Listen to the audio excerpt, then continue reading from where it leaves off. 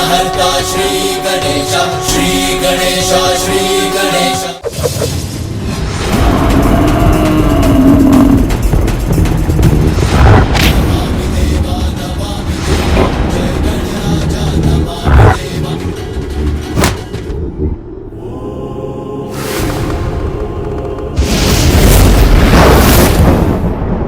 प्रणाम भोलेनाथ।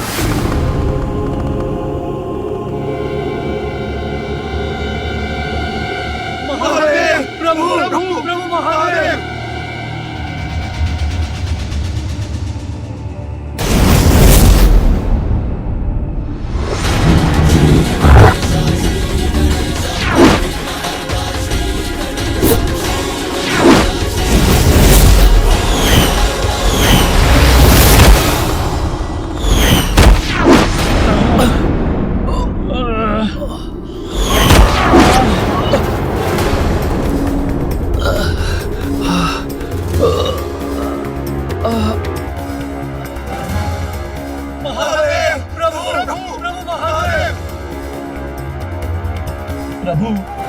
प्रभु आप ही कुछ कीजिए। देखिए उस बालक ने हमारी कैसी दुर्दशा कर दी है। हमारी भी प्रभु, किसी तो नहीं बोला प्रभु उस बालक से। उससे तो है वो प्रभु, अत्यंत शक्तिशाली भी है। उससे अकेले हम सबको बना के चल जाए।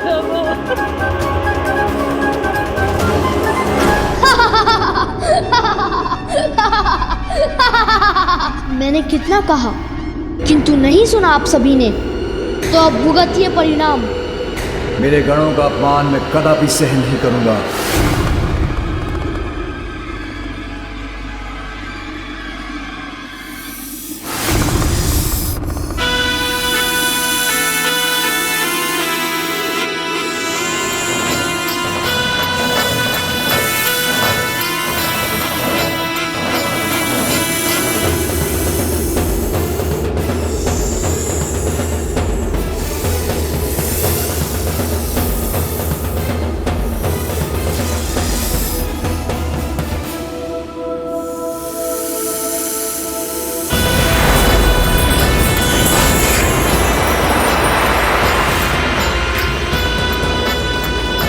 हे शिव शंभु, अपने इस सेवक वासुकी को आदेश दीजिए।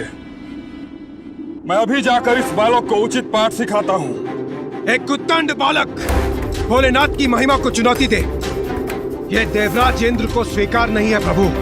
अमृतपान कर चुके हैं हम, अमर है हम देवता प्रभु। अभी उस उद्दंड बालक को अमृतों की शक्ति दिखाते हैं। हाँ, की शक्ति का अहंकार है इस बालक को। मैं अपने ताप से भस्म कर दूंगा उसे। गजासुर हमारे समक्ष टिक नहीं सका, तो दुस्साहसी बालक हमारे सामने क्या टिकेगा? प्रभु, उसका अहंकार भी नष्ट होगा। हाँ, अहंकार का नष्ट हो जाना ही उचित है। प्रतीत होता है यही होगा। अहंकार मिटेगा और तो ही तो शुद्धता का विस्तार होगा।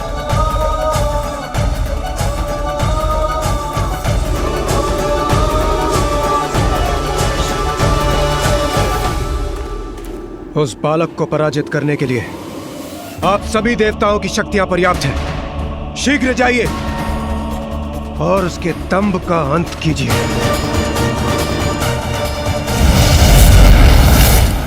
अवश्य मिटेगा, सबका अहंकार मिटेगा।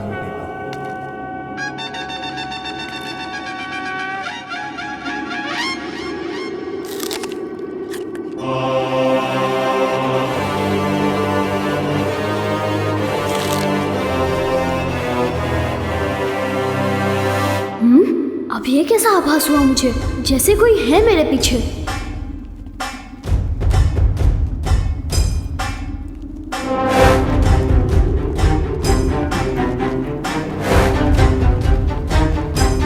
ना स्वयं शांत बैठते हैं, ना दूसरों को शांत बैठने देते हैं। उन्हें लौटाया था, अब ये आ गए।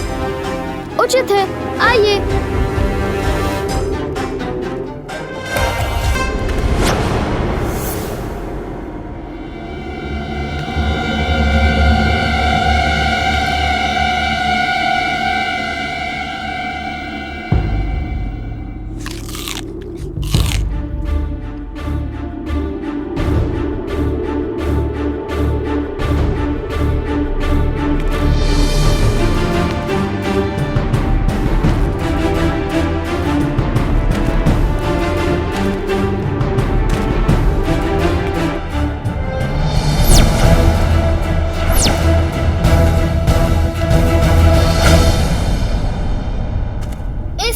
के आगे किसी को भी जाने की अनुमति नहीं है।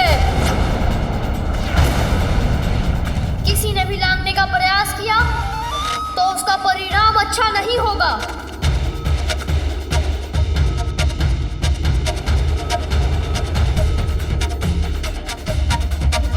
ए बालक, क्यों अपने जीवन के शत्रु बने हुए हो? हटो मेरे मार्ग से और अपने जीवन की रक्षा करो। आप लोग एक ही बार में समझ क्यों नहीं जाते? मैं अपने स्थान पर और अपने निर्णय पर अडिग हूँ और अडिग रहूंगा। कोई इस रेखा के आगे नहीं जा सकता। ये ज्ञात भी है मैं कौन हूँ?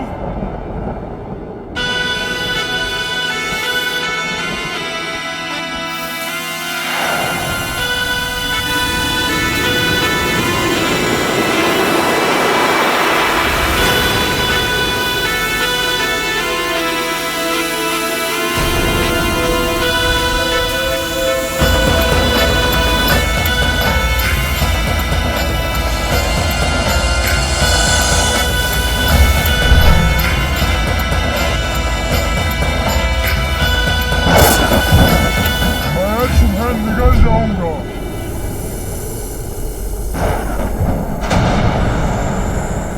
नागराज वासुकी, ये क्या कर रहे हैं आप अपनी सभी सीमाओं का उल्लंघन कर रहे हैं।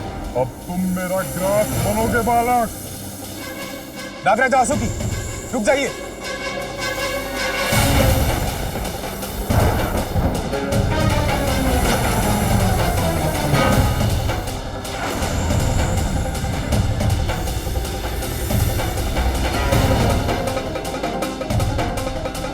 रुकना तो इसे चाहिए था। शिव शंभू का अपमान करने से पूर्व हे वायुदेव, इस बालक का अंत निश्चित है। नागराज वासुकी, ये दुस्साहसी है, उद्दंड है, किंतु है तो एक बालक ही। हमें इसे एक अंतिम अवसर देना चाहिए। शांत नागराज, कदाचित वरुण देव उचित कह रहे हैं।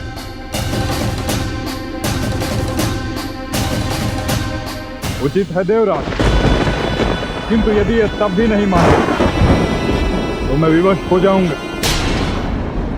ये कैसे कैसे विचित्र रूप धारण करके आ रहे हैं आप सभी। सर्वप्रथम वृषभ, फिर मेढ़ा और अब ये विशालकाय सर्प। क्या एक एक करके आप सभी पशुओं और जंतुओं के रूप धारण करेंगे?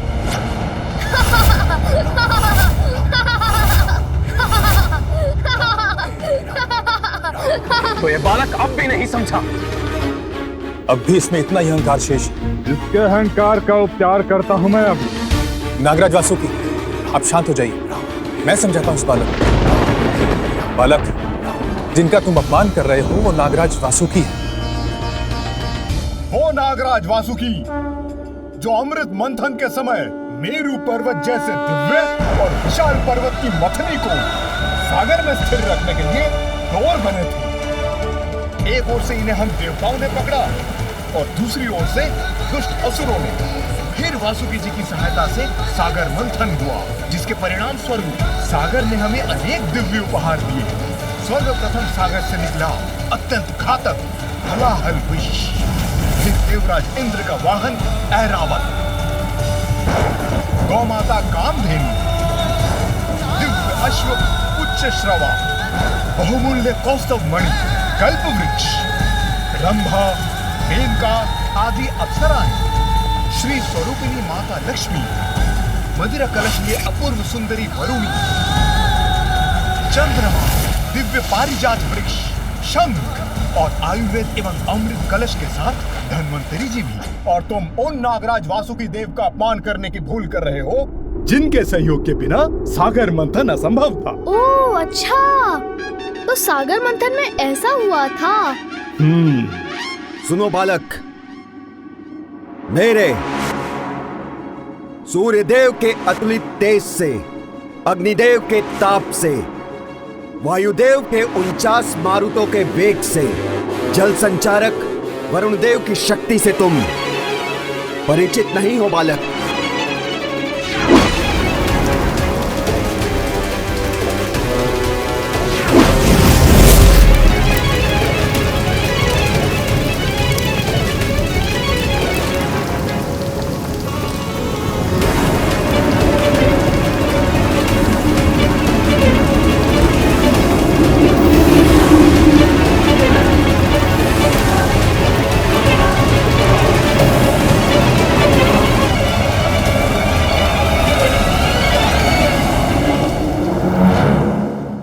देखा तुमने हम देवताओं की शक्ति। और तुम हमारा अपमान कर रहे हो। अपमान? मैंने किसी का अपमान नहीं किया। माता के आदेश के पालन के लिए आप सभी को कुछ ही क्षण के लिए रोका है। अपमान तो तब होगा जब मैं आप सभी को परास्त करूंगा। हमसे संघर्ष का परिणाम तुम्हारे लिए अच्छा नहीं होगा बालक। परिणाम की चिंता तो आपको करनी चाहिए। आपने अपनी शक्तियां तो दिखा दी, किंतु मुझसे युद्ध करने की शक्तियां हैं आप में। आयु और अनुभव में तुमसे बड़े होने के नाते मेरा यानी कि अग्निदेव का कहना मान लो और हट जाओ हमारे मार्ग से। देवता हैं हम, अपार शक्ति है हमारी, जिसका प्रयोग कर बड़ी सहजता से हम तुम्हें पराजित कर सकते हैं। कल्पना में, वास्तविकता में नहीं। आपकी शक्ति धरी की धरी रह जाएगी मेरे समक्ष। ये बालक ऐसे नहीं मानने वाला है, इसे तो क्रीड़ा में ही उलझाना पड़ेगा। मैं कुबेर और तुम इस विवाद को समाप्त करने का दूसरा उपाय सोचते हैं, जिसमें तुम्हारी बात भी रह जाए और हमारी भी। तुम्हें सागर मंथन की कथा सुनाई थी ना मैंने, तो नागराज वासुकी की सहायता से हम सागर मंथन जैसी क्रीड़ा क्यों ना करें?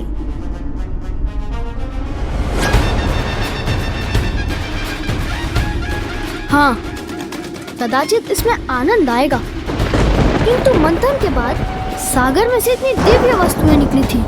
हमारी इस क्रीड़ा में जो विजयी होगा उसे क्या प्राप्त होगा? यदि हम देवता विजयी हुए तो तुम हमें आगे जाने दो। विजय होंगे आप सभी? असंभव।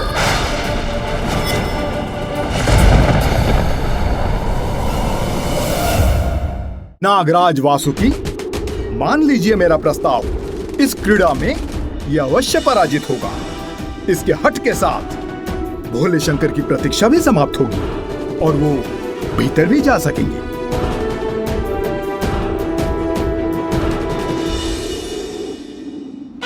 ठीक है।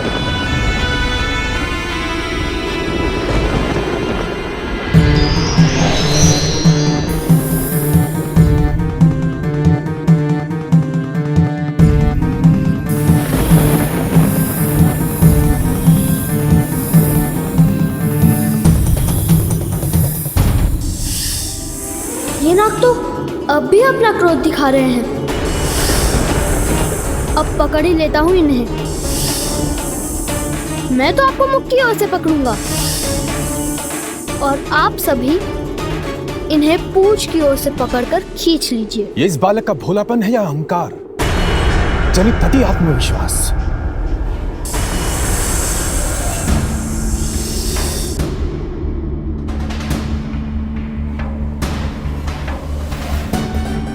मैं इस क्रीड़ा में तुम्हारे साथ अन्याय नहीं करूंगा बालक। इसीलिए इस क्रीड़ा में मैं अग्निदेव एक ही हाथ का बल लगाऊंगा। क्षण भर में समाप्त होगी यह क्रीड़ा। अग्निदेव के समक्ष पल भर भी नहीं टिक सकोगे तुम। प्रारंभ करें बालक। अवश्य।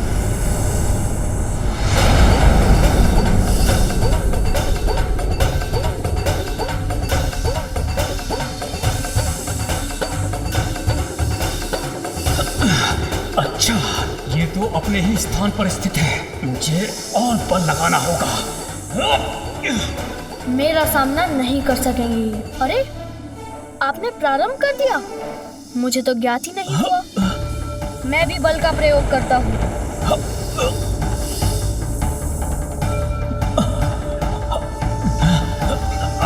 अरे, ये क्या हो रहा है? इस बालक ने मुझे कैसे खींच लिया? आप स्थित रहिए अग्निदेव, मैं आपकी सहायता करता हूं।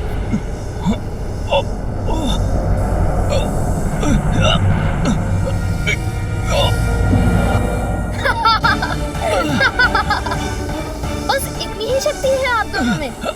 अग्निदेव किसी को भी अपने ताप से भस्म कर सकते हैं और वायुदेव जो बवंडर उत्पन्न कर देते हैं।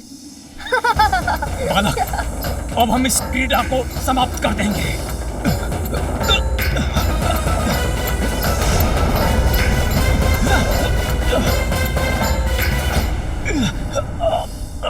देखता हूँ क्रीड़ा आप समाप्त करते हैं या मैं। आश्चर्य, इस बालक में इतना सामर्थ्य है। अग्निदेव और मेरी वायुदेव की सम्मिलित शक्ति का सामना कर रहा है, खींच रहा है। अग्निदेव, अपने पांव जमाइए। वायुदेव, आप इतने भारी हैं क्या? बल लगाइए, अपनी शक्तियों का प्रयोग कीजिए। चलिए। आप हमें आदेश मत दीजिए सूर्यदेव। आप स्वयं संभाल कर दिखाइए इसे। ये तो एक दूसरे से ही उलझ रहे हैं, यही उचित अवसर है। एक बालक से विजय प्राप्त नहीं कर पा रहे हैं और एक दूसरे पर ही दोषारोपण कर रहे हैं। ऐसे तो ये बालक विजयी हो जाएगा।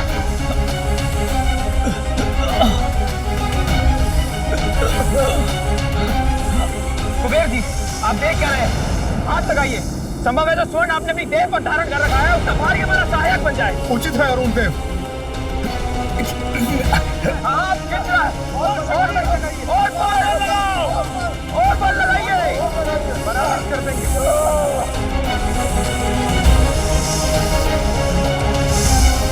ये कैसे संभव है?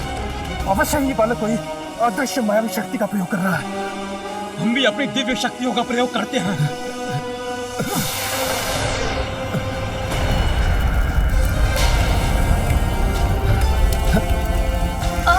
मेरे पाँव दब रहे हैं, किंतु पराजय स्वीकार नहीं करूंगा। अपनी माँ को दिए हुए वचन का पालन करने के लिए मैं कुछ भी कर सकता हूँ।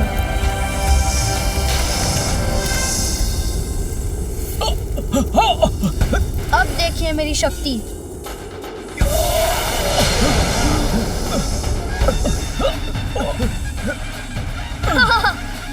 क्या हो गया आपकी दिव्य शक्ति को?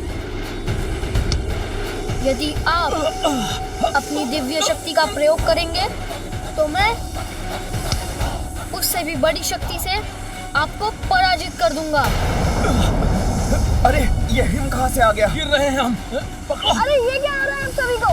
थोड़ा संभल कर रहिए।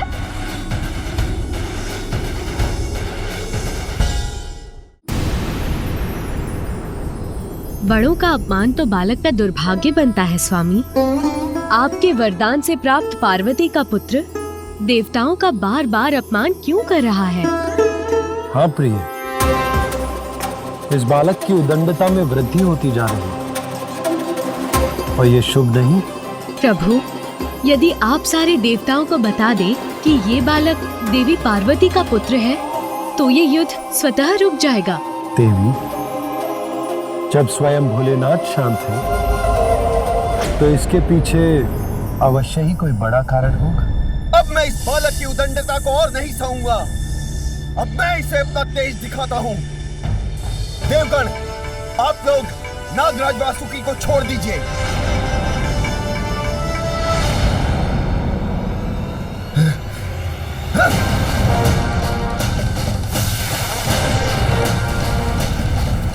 ये क्या? इस सर्प का ताप तो बढ़ता ही जा रहा है।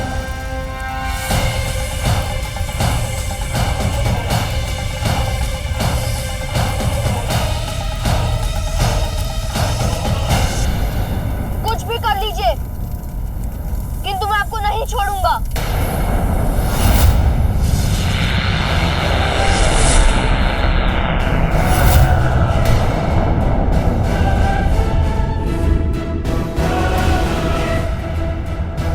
असहनीय पीड़ा हो रही है मुझे। बस बहुत हो चुका।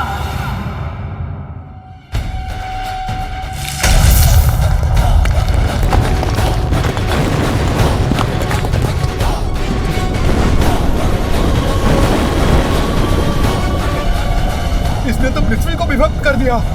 पाताल दिख रहा है मुझे। अग्निदेव तो मैं ही हूँ। यदि मैं नीचे गिर भी गया तो अग्नि का तो मुझ पर कोई प्रभाव नहीं होगा, किंतु ये नुकीली शिलाएं, उनसे तो कोई बचाव नहीं। आहत हो जाऊंगा मैं इनका कोई अहित नहीं चाहता, किंतु मैं इन्हें परास्त युद्ध से ही करूंगा।